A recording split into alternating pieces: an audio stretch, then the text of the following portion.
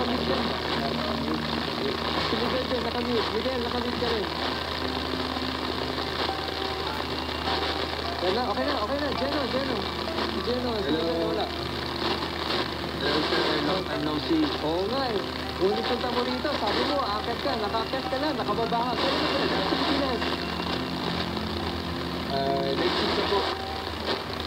Si Miguel nakamute. Miguel, nakamute ka. Miguel. Yung audio mo. Yun, habang inaayos si... Ayan. Miguel, kumusta? Congratulations. Pagdinig ang ginawa ninyong nakaraang, wala ba, 2 weeks ago?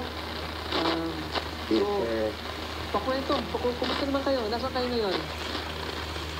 Ngayon po nasa may ibang nasa ibang province kami ng Nepal ngayon nag-recover. Konting bakasyon. Okay. So hanggang kailan kayo dyan?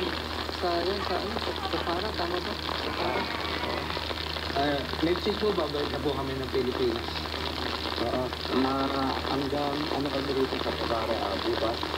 May mga nag-invite sa amin, mga Filipino communities dito. Gusto nyo kami i-welcome.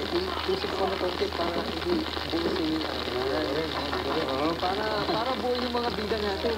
Yun. So, kumusta? Nag-sink in na ba yung nagawa yung pag-akyat at pagbaba? Maayos na pagbaba mula sa Mount Everest?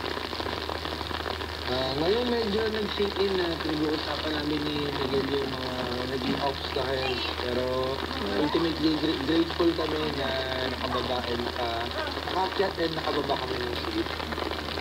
Miguel, ikaw, kumusta ka naman? Si Jeno kasi, nakausap namin bago umalis. Pero ito, ayun na namin kita nakita ngayon.